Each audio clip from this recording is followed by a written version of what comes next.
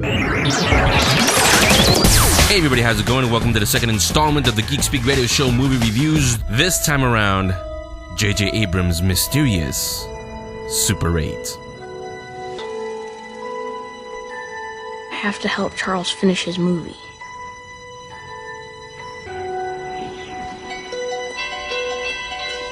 And action! Guys, watch out!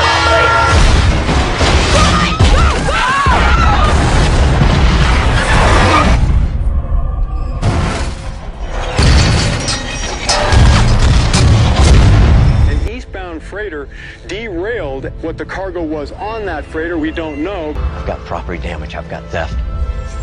I've got 9 people missing now.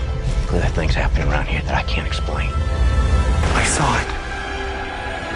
No one believes me. I believe you. What the hell? What could Super 8 be about?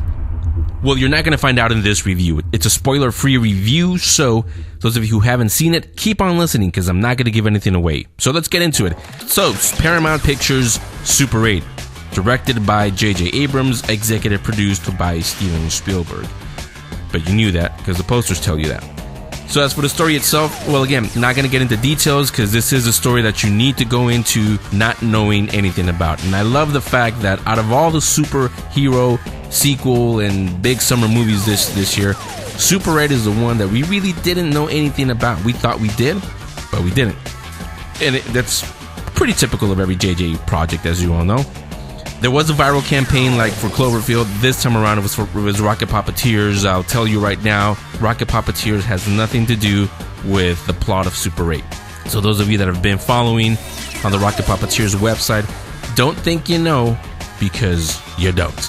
So for the story itself, another thing, don't go into the movie looking to compare it to The Goonies or Close Encounters or E.T. or any other of the 80s Spielberg movies. Don't do that.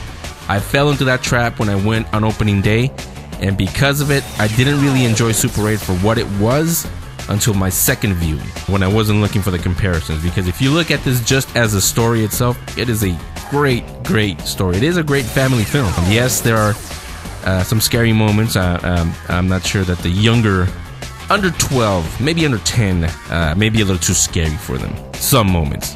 And that's all I'll say.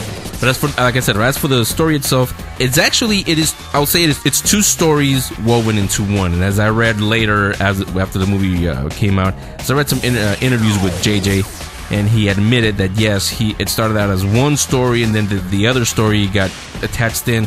I can see that it's not choppy. It actually works. It is very good original. It's a very good original idea, and like I said, it does work once the 2 stories do come together.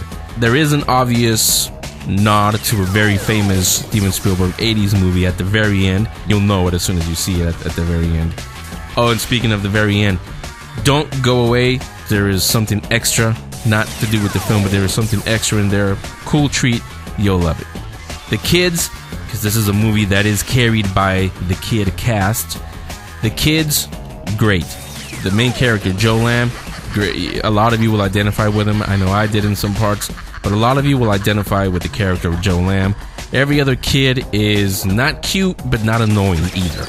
They serve their purpose well. They move the story along, and they all serve whatever role they were meant to be. They do it. Just like the 80s movies. That is one comparison, another obvious comparison that is in there.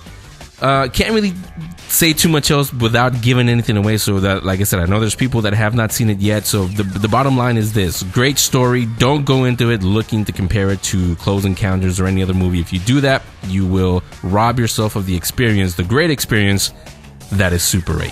Now, if you all want me to do a spoiler-filled review, go ahead and email me, henry@geekspeakradioshow.com. I will do that. I'll go into details, plot details, and story details, but only if you tell me to. henry@geekspeakradioshow.com, or just comment down below, and I will do that. With plenty of warnings, of course, in case there are still some people who haven't seen it. But if you haven't, I'd say go ahead and check it out, especially with your kids. It will be a good one.